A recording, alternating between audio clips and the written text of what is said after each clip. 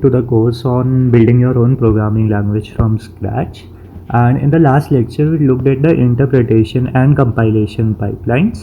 And जो हमारा ये लेक्चर होने वाला है, ये लेक्चर 2 होने वाला है, जिसमें कि हम अंडरस्टैंड करेंगे इंटरप्रेटर्स और वर्चुअल मशीन्स को डिटेल में। तो आगे बढ़ते हैं, देखते हैं कि जो कि हमने देखा था कि इंटरप्रेटेड लैंग्वेजेस हमारे पास क्या क्या होती है, एक बार वो दोबारा से रिवाइज कर लेते हैं। तो इंटरप्रेटेड लैंग्वेजेस जो इम्प्लीमेंटेशन होती है उसमें हमने देखा था कि इंटरप्रेटेड लैंग्वेजेस जो है वो अपने सिमेंटिक्स को खुद ही इम्प्लीमेंट करते हैं। अब सिमेंटिक्स का मतलब हमने देखा था कि कुछ रूल्स या सेट ऑफ रूल्स है या ग्रामर होती है जो कि हर लैंग्वेज की अलग होती है। हमने 2 एग्जांपल्स पहले भी देखे थे पिछले लेक्चर में, रूबी और पाइथन के, जिनका AST सेम बन रहा था, पर जब हम उन्हें इंटरप्रेट कर रहे थे, एग्जीक्यूट कर रहे थे, तो डिफरेंट आउटपुट्स आ रहे थे। तो उसका मतलब हुआ कि यार सिमेंटिक्स उनके डिफरेंट है। एंड इंटरप्रेटर जो होता है इन सिमेंटिक्स को खुद ही इम्प्लीमेंट करता है, वो किसी टारगेट लैंग्वेज को नहीं देता या वो काम नहीं करता। जैसे कि CPU होता है हमारा, वो 0s 1 को लेगा, सेट ऑफ इंस्ट्रक्शंस को लेगा और लाइन बाय लाइन एग्जीक्यूट करेगा, वो वाली चीज़ है। तो इंटरप्रेटर भी हमारे इसी तरह का काम करता है। तो आज हम इसी को और ज़्यादा डिटेल में देखेंगे। तो इंटरप्रेटर्स हमने देखा था कि यार 2 तरह के होते हैं। एक AST बेस्ड इंटरप्रेटर होता है जिसे कि रिकर्सिव इंटरप्रेटर भी बोलते हैं, और एक बाइट कोड इंटरप्रेटर होता है जिसे वर्चुअल मशीन भी बोला जाता है। जो हमने देखा था कि AST बेस्ड इंटरप्रेटर में सिंपल एक ट्री लाइक स्ट्रक्चर बनेगा, हमारा एक हायरार्किकल स्ट्रक्चर बनेगा जो हमारा प्रोग्राम है, और बाइट कोड इंस्ट्रक्शन में हमारा बाइट कोड इंस्ट्रक्शंस बनेंगे। आज हम इन्हीं दोनों इंटरप्रेटर्स को डिटेल में देखेंगे और वर्चुअल मशीन्स को सीखेंगे। तो आगे बढ़ते हैं, देखते हैं कि AST बेस्ड इंटरप्रेटर हमारे पास एक्चुअल में होता क्या है। And so AST based interpreters हमारे पास सिंपल जो है कि एक AST यूज़ करेगा। But what is AST? So an AST is an abstract syntax tree and it is a tree like data structure in which we will create an intermediate representation of our program in a form of a tree, and that tree is what we called an abstract syntax tree. Simple सी बात है कि अब जो कि हमारा एक programme होगा, कोई भी हमारा प्रोग्राम है, कोड है, उसे एग्जीक्यूट करने के लिए एक हायरार्किकल डेटा स्ट्रक्चर बनाया जाएगा जो कि AST बनाएगा, एक AST बेस्ड इंटरप्रेटर में बनाया जाएगा। तो अभी हम एक सिंपल से एग्जांपल से ये चीज़ समझने की कोशिश करते हैं कि लाइक सिंपल एक x = 10 है हमारे पास। तो अगर हम देखेंगे तो x = 10 में हमारे पास एक लेफ्ट ऑपरेंड है, एक राइट ऑपरेंड है, हमारे पास एक इक्वल्स टू का साइन है जो कि असाइनमेंट एक्सप्रेशन है हमारी पूरी स्टेटमेंट। इसमें हम देखेंगे कि हमारे पास जो लेफ्ट नोड है वो x है, राइट नोड है वो 10 है। ये एक सिंपल सा एग्जांपल था। अभी हम मैथमेटिकल एक्सप्रेशन से ही समझने की कोशिश करेंगे कि AST एक्चुअल में होता क्या है या किस तरह से काम करेगा हमारा। नेक्स्ट एक और थोड़ा सा कॉम्प्लिकेटेड सा एग्जांपल लेके देखते हैं, लाइक x = y × 5 - 6। इसमें भी हम दोबारा से देखेंगे कि एक ऑपरेंड है हमारे पास, इक्वल्स टू ऑपरेटर जो है वो लेफ्ट और राइट में हमारे एक्सप्रेशन को डिवाइड कर रहा है। तो हम इक्वल्स टू से स्टार्ट करेंगे जिसके लेफ्ट में x होगा और राइट में फिर से एक एक्सप्रेशन है जिसे हम दोबारा से ध्यान से देखेंगे तो एक ऑपरेटर जो है वो इसे वो कर रहा है, डिवाइड कर रहा है।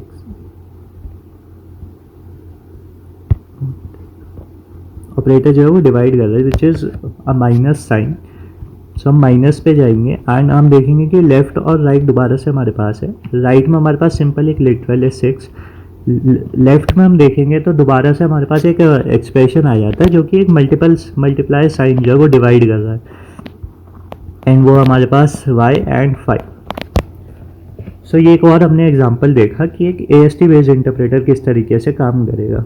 अभी हम मैथमेटिकल एक्सप्रेशन से ही समझने की कोशिश कर रहे हैं। आगे हम देखेंगे कि हम हमारी इफ स्टेटमेंट का किस तरह से बनेगा, एक फंक्शन डिक्लेयर जब हम करेंगे तो कैसा होगा, कॉल करेंगे किसी फंक्शन को, वेरिएबल को डिफाइन करेंगे, तो उनके किस तरह से AST बनेंगे। पर वो अभी हम नहीं करेंगे क्योंकि वो अभी आप ओवरवेल्म होगे, कॉम्प्लिकेटेड होगी चीज़। तो जैसे जैसे हम इम्प्लीमेंट करेंगे, जब हम इफ स्टेटमेंट को इम्प्लीमेंट करेंगे तब देखेंगे कि उसका AST कैसे बनेगा, या फंक्शन को या कॉल में या लेट में। तो उन चीज़ों को हम उसी टाइम पर ध्यान देंगे, उसी टाइम पर हम करेंगे।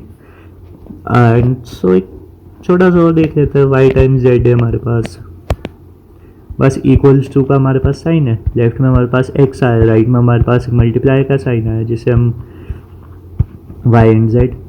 जैसे कि अब एक ट्री में हम वो करते थे सॉल्व, हम y को वापस करेंगे, यहाँ से z को करेंगे, y टाइम z हम यहाँ पर रिटर्न करेंगे, x यहाँ पर आएगा इक्वल्स टू जो है वो ये जो हमारी लेफ़्ट में वैल्यू थी वो उसे जाकर असाइन कर देगा।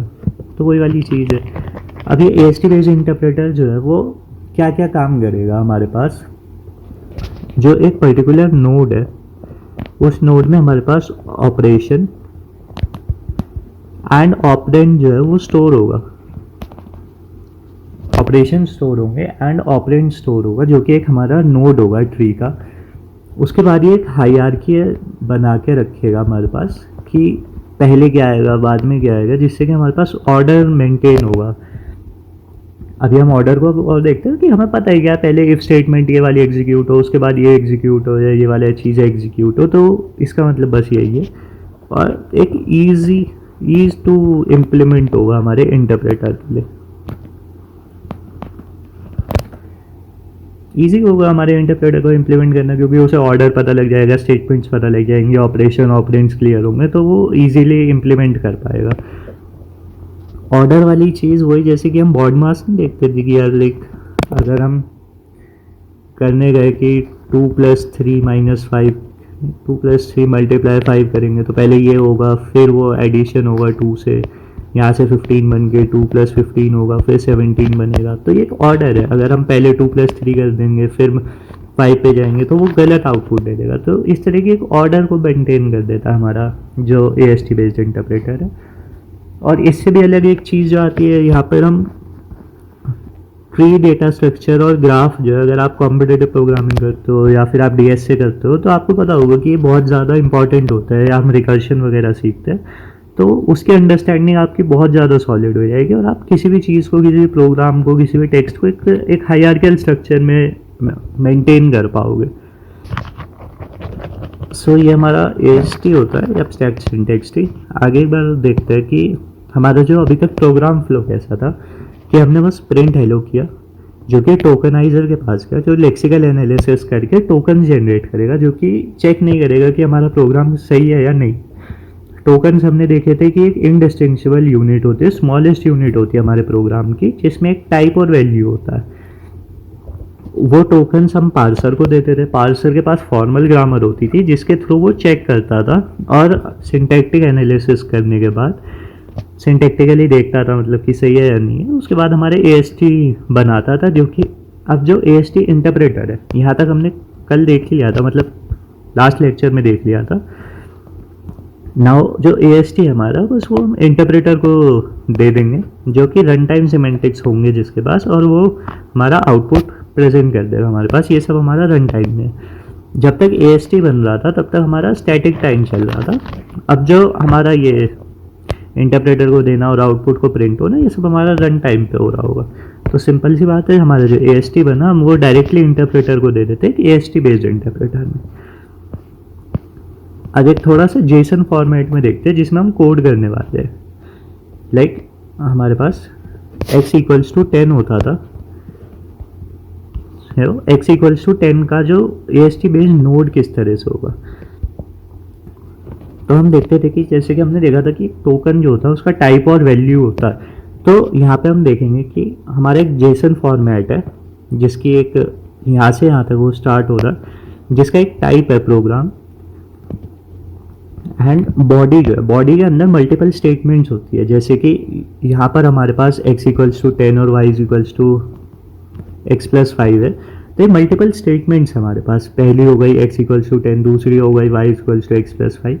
तो इन मल्टीपल स्टेटमेंट्स के साथ हम आगे बढ़ते हैं। सो वही हमारा एरे रिप्रेजेंट कर रहा है यहाँ पे। उसके बाद मल्टीपल ऑब्जेक्ट्स आए, एक ऑब्जेक्ट में एक स्टेटमेंट का डेटा होगा। अभी हम एक ही स्टेटमेंट का डेटा को देख रहे हैं। सो वो कैसे होने वाला है, पहले हमने देखा कि एक एक्सप्रेशन स्टेटमेंट है, x = 10 एक एक्सप्रेशन स्टेटमेंट है। एंड एक्सप्रेशन क्या है हमारे पास, हमने पहले टाइप दिया। टाइप और भी तरह का हो सकते हैं, लाइक इफ स्टेटमेंट है, फंक्शन स्टेटमेंट है, एल्स स्टेटमेंट है। तो इसी तरह से एक एक्सप्रेशन स्टेटमेंट है। अब एक्सप्रेशन हमारा क्या है, जिसका टाइप है assignment expression. Assignment expression simple ही होता है, और तरह के असाइनमेंट हो सकते हैं, कॉम्प्लेक्स असाइनमेंट्स होते हैं, जैसे +=,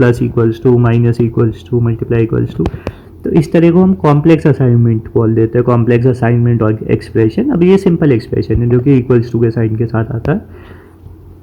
जिसमें हमारे पास ऑपरेटर हुआ। ऑपरेटर के लेफ्ट में जैसे कि हमने पहले देखा था कि एक आइडेंटिफायर है जिसका नाम है एक्स।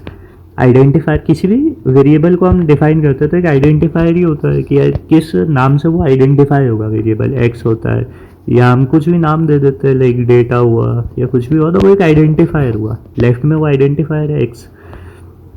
राइट में हमने देखा तो एक लिटरल, लिटरल जैसे कि स्ट्रिंग लिटरल भी होता है, ऐसे नॉर्मल ये नंबर लिटरल है जिसकी वैल्यू 10 है।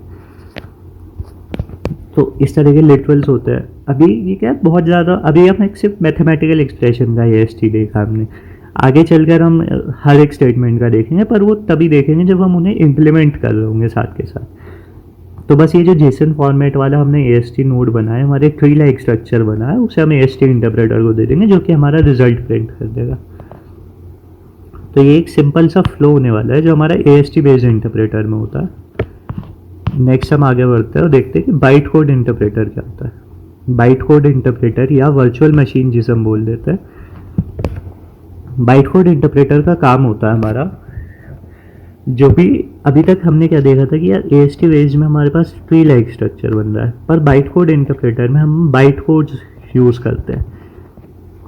बाइट कोड क्या होता है वो भी आगे देखते हैं। ओके, सो लाइक सिंपल सी वही बात, AST बेस में हमने ट्री बनाया, इसमें हमने इस तरह के इंस्ट्रक्शन बनाए like move P1 P2 jump P2। तो इस तरह के जो इंस्ट्रक्शंस होते हैं जो हम एरे में इम्प्लीमेंट कर देते हैं उन्हें हम बाइट कोड बोलते हैं। और इन बाइट कोड को जब हम एरे में रिप्रेजेंट कर देते हैं तो वही हमारे बाइट कोड इंस्ट्रक्शंस बन जाते हैं, जो कि एक लो लेवल होता है। तो एक टेक्स्ट फॉर्मेट में सिंपल सा एक ट्री ना बना के हमने सिंपल एक ऑपरेशंस इस पे एरे में दे दिए, जिन्हें हम लो लेवल ऑपरेशंस भी बोल देते हैं। सिंपल लो लेवल ऑपरेशंस होते हैं। And one thing to keep in mind is like AST based interpreter में हम जो एब्स्ट्रैक्ट सिंटेक्स ट्री बना देते थे वही हम सीधा इंटरप्रेटर को दे देते थे कि भाई तू अपना आगे का काम कर दे। लेकिन एक AST बेस्ड इंटरप्रेटर में हम बाइट कोड इमिटर को अपना कोड देते हैं। AST जो है वो बाइट कोड इंटरप्रेटर, हमने AST बनाया, उसे हम बाइट कोड इमिटर को देंगे जो कि बाइट कोड इंस्ट्रक्शन जनरेट कर देगा। लाइक प्रिंट हेलो का क्या होगा, प्रिंट हेलो के सिंपल बाइट कोड इंस्ट्रक्शंस हुए कि पुश हेलो, कॉल प्रिंट, यही वाली सिंपल चीज़ है कि हमने हेलो को पुश किया फिर कॉल कर दिया प्रिंट को। अभी हम और इन चीज़ों को देखेंगे बाइट कोड इंस्ट्रक्शंस का और ज़्यादा डिटेल में। तो ये के लिए सिर्फ इतना ही समझते हैं कि AST जो हमारा बना था उसे हमने बाइट कोड इमिटर को दिया, जिसने कि हमारे पास बाइट कोड इंस्ट्रक्शंस बना दिए जो कि लो लेवल एक्सप्रेशन है, जो एरे में एक हमारे इंस्ट्रक्शंस को स्टोर कर रहा है। वो हमने इंटरप्रेटर को दिए जिसके पास रन टाइम सिमेंटिक्स है, जिसे रन टाइम में के रूल्स पता है, वो सारी चीज़ें। और उसके बाद बस हमारा जो हेलो था वो प्रिंट हो गया रन टाइम में। तो ये हमारा बाइट कोड इंटरप्रेटर होता है। आगे जो समझने वाली बात आती है कि यार हम एक बाइट कोड क्यों यूज़ कर रहे हैं। जब हम AST तक तो हम बना ही रहे ना, और AST हम बना ही रहे, तो उसके बाद हमें क्या ज़रूरत पड़ी कि हम एक एरे लाइक इंस्ट्रक्शंस बनाते हैं। तो पहली चीज़ क्या है, वो फास्टर है। अब फास्टर क्यों है कि एक ट्री को जिन लोगों ने थोड़ा बहुत DSA वगैरह किया होगा या एल्गोरिथम्स लिखी होंगी ट्री बेस्ड, उन्हें पता होगा कि यार एक ट्री को ट्रैवर्स करना जो है वो हमारा n log n तक चला जाता है, या भाई मतलब कि एक ट्री को ट्रैवर्स करना डिफ़िकल्ट होता है और एक सिंपल एक एरे को ट्रैवर्स करना ईजी होता है। तो इस वजह से जो हमारा बाइट कोड है वो फास्टर होता है, क्योंकि ट्रैवर्सल जो है हमारा वो ईजी हो जाता है। उसके बाद जो है वो मोर मेमोरी एफिशिएंट है। अब आप देखोगे कि एक ट्री में क्या है, कितनी सारी चीज़ें हमें स्टोर करनी पड़ रही हैं कि उसका टाइप क्या है, वैल्यू क्या है, फिर लेफ़्ट राइट बहुत सारी चीज़ें। पर एक एरे में सिंपल एक एरे है, सिंपल इंस्ट्रक्शंस है, तो वो मेमोरी एफिशिएंट भी हुआ, वो स्टोरेज एफिशिएंट भी हुआ। नेक्स्ट जो आता है हमारे पास वो क्लोजर टू मशीन। अब जो AST है वो मोर ह्यूमन लाइक है, उसमें जेसन फॉर्मेट बन रहा है, एक ह्यूमन समझ सकता है बहुत आसानी से। पर जो बाइट कोड है वो CPU लेवल एग्जीक्यूशन में ईजी होता है, तो वो मशीन कोड के पास होता है बहुत ज़्यादा, इसलिए वो और ज़्यादा थोड़ा फास्ट हो जाता है। तो बस इसीलिए बाइट कोड का हम यूज़ करते हैं। वो एक फर्दर ऑप्टिमाइजेशन है हमारे एब्स्ट्रैक्ट सिंटैक्स ट्री से, क्योंकि वो फास्टर है, क्योंकि ट्रैवर्स करना आसान है, वो मेमोरी एफिशिएंट है क्योंकि वो कम मेमोरी यूज़ करेगा, और क्लोजर टू मशीन कोड है बहुत ज़्यादा। सो इसलिए हम बाइट कोड यूज़ करते हैं। नेक्स्ट हमारे पास आती है वर्चुअल मशीन्स। वर्चुअल मशीन्स क्या है, हमारे पास दो तरह की होती हैं, एक होती है स्टैक बेस्ड मशीन्स और एक होती है हमारे पास register based machines. Stack based machine जो होती है वो स्टैक का यूज़ करती है किसी भी हमारे ऑपरेटर्स को और ऑपरेंट्स को स्टोर करने के लिए स्टैक का यूज़ किया जाता है। जो भी हमारा रिजल्ट होता है वो टॉप ऑफ द स्टैक हमारा मिलता है। इसी को हम स्टैक बेस्ड मशीन बोल देते हैं, जिसमें कि बाइट कोड्स को और उन सब चीज़ों को एक स्टैक में यूज़ करते हैं, स्टैक में पुश करते हैं, पुल करते हैं, वो वाले सारे काम होते हैं। एक रजिस्टर बेस्ड मशीन्स में हमारे पास सेट ऑफ वर्चुअल रजिस्टर्स होते हैं। हमने देखा कि जो रजिस्टर होता है, रजिस्टर क्या है, एक स्टोरेज डिवाइस है जो कि हमारे सीपीयू में होता है और हमारा सीपीयू उन्हें यूज़ करता है हमारे डिफरेंट चीज़ों को स्टोर करने के लिए। हमारे पास सिंपल जो रजिस्टर्स होता है R1, R2, R3, R4 जो कॉमन हम यूज़ करते हैं, एक्यूमुलेटर वगैरह कुछ स्पेशल टाइप्स के रजिस्टर्स भी होते हैं। पर एक रजिस्टर बेस्ड मशीन में जो वर्चुअल मशीन होती है वो वर्चुअल रजिस्टर्स का यूज़ करती है। वर्चुअल रजिस्टर्स का मतलब क्या हुआ कि वो सीपीयू में ना होकर वो स्टोरेज कहीं भी हो सकते हैं, पर वो काम कर रहे हैं इसी तरह। जैसे वर्चुअल रैम होती है, वो रैम एक्चुअली में उतनी नहीं होती पर वो दिखती ज़्यादा है। सेम ऐसी वर्चुअल रजिस्टर्स वो सीपीयू में ना होकर वो कहीं भी होंगे, बस वो एक स्टोरेज डिवाइस का काम कर रहे होंगे हमारे लिए। और एक स्टोरेज ये रजिस्टर बेस्ड मशीन में जो हमारा रिजल्ट होगा वो एक्यूमुलेटर में, एक्यूमुलेटर नाम का एक रजिस्टर होता है जिसमें कि हमारा स्टोर होगा। और ये रजिस्टर एलोकेशन की मदद से जो है वो रियल रजिस्टर से हमारा एलोकेट हो जाते हैं बाद में। सिंपल सी बात है, एक वर्चुअल मशीन जो है वो बाइट कोड इंस्ट्रक्शंस ही है हमारे पास। बाइट कोड इंस्ट्रक्शंस को अगर हम स्टैक की मदद से इम्प्लीमेंट कर दें तो वो स्टैक बेस्ड मशीन हो जाती है जिसमें हमारा result top of the stack होता है। रजिस्टर बेस्ड मशीन में हम रजिस्टर्स का यूज़ कर लेते हैं जो कि बस एक स्टोरेज डिवाइसेस होते हैं और डिफरेंट तरह के हमारे पास रजिस्टर्स होते हैं और जो हमारा रिजल्ट होता है वो एक्यूमुलेटर में होता है और रजिस्टर एलोकेशन की मदद से हम रियल रजिस्टर से उन्हें मैप कर देते हैं। सो एक बार देखते हैं कि स्टैक बेस्ड मशीन्स में क्या होगा। एक सिंपल सा हमने मैथमेटिकल एक्सप्रेशन लिया, a इज इक्वल्स टू 2 + 3 × 4। सो हम देखते हैं कि अब कैसे होगा। जो कि हमारा एक स्टैक बेस्ड मशीन होती है, उसके जो हमारे पास वो होता है कि एवरीथिंग जो है वो पुश और पॉप से होता है। पुश और पॉप ही ज़्यादातर हो रहा होता है स्टैक के अंदर। जो ऑपरेशंस हैं वो टॉप ऑफ द स्टैक से मिलता है और रिजल्ट भी at the end top of the stack होता है। तो हम एक बार जल्दी से एक चीज़ को देख लेते हैं। हमारे पास 2 आया, हमने पुश किया 2 को स्टैक में, फिर 3 को हमने पुश किया स्टैक में, फिर ऐड किया क्योंकि एडिशन था हमारे पास, तो हमने पॉप किया 2 को और 3 को, पुश किया 5 को। 2 और 3 को हमारे पास 2 आया था, 3 आया था, फिर हमने इन्हें पॉप करके 2 + 3 जो था हमारा 5 वो हमारे रिजल्ट में दोबारा से डाल दिया। तो हमारे स्टैक में अब ये आ गया दोबारा से 5। नेक्स्ट हमारे पास 4 आया तो हमने 4 को फिर से डाल दिया, 5 × 4 हो गया। अब मल्टीप्लाई आया, जैसे कि हमारा स्टैक था 5 4, हमने इन्हें पॉप किया, मल्टीप्लाई करके 5 4 से 20 हमने दोबारा से अपने स्टैक में डाल दिया। अब इक्वल्स टू था, असाइनमेंट था तो हमें स्टोर करना था, तो बस हमने एक वेरिएबल बनाया अपनी मेमोरी में जिसका नाम था a और स्टोर कर दिया 20 को वहाँ पे। तो सिंपल एक स्टैक बेस्ड मशीन में यही वाला काम होता है। इस तरह से हमने बाइट कोड बनाया, जैसे कि push 2, push 3, add, push 4, multiply, store है, ये हमारे बाइट कोड है। हमने देखा था ना कि AST में ट्री बनता जा रहा था। इसका AST कैसा होगा, इक्वल्स टू लेफ्ट में a, राइट में हमारा मल्टीप्लाई, देन राइट में हमारा प्लस, देन लाइक 2 3 मल्टीप्लाई, इस तरह से हमारा AST होता। बट अभी के लिए हमने जल्दी से देखा कि हमारा push 2, push 3, add, push 4, multiply, store है, तो इसीलिए ये फास्ट है। उसके बाद बस हमने स्टैक बेस्ड मशीन में दे दिया जिससे कि हमारा काम हो जाएगा आगे। अब एक रजिस्टर बेस्ड मशीन को देख लेते हैं। रजिस्टर बेस्ड मशीन में हमने सेम ही एग्जांपल लिया, पर अभी इसमें क्या हमारे पास रजिस्टर्स होते हैं R1, R2, R3, R4, फिर एक्यूमुलेटर होता है। तो हमने देखा कि हमने मूव किया R1 में हमने 2 को डाल दिया, फिर मूव किया R2 में हमने 3 को डाल दिया, फिर हमने ऐड किया R3, R1, R2, जिसका मतलब है कि R1 और R2 की वैल्यू को ऐड करके R3 में डाल दो। यहाँ पे सब लिखा हुआ है कि क्या है, तो हमने R3 में डाल दिया R1 + R2 की value which is 2 + 3 and which is 5। फिर R4 में हमने 4 डाल दिया, फिर एक R5 और हमने रजिस्टर लिया, जिसमें कि R3 और R4 को मल्टीप्लाई कर कर डाल दिया विच इज़ 20 एंड मूव कर दिया लास्ट में A और R5, A में R5 की वैल्यू डाल दी जो कि हमारी 20 थी। सो ये रजिस्टर बेस्ड मशीन हो गए हमारे पास। सो ये एक्सप्लिसिट रजिस्टर्स का यूज़ करती है R1 R2 R3 का, और each operation works on named register like in real CPU। जैसे कि रियल CPUs में नेम्ड रजिस्टर होते हैं R1 R2, इस तरह के नेम्ड रजिस्टर्स होते हैं, उन्हीं पे काम करती है।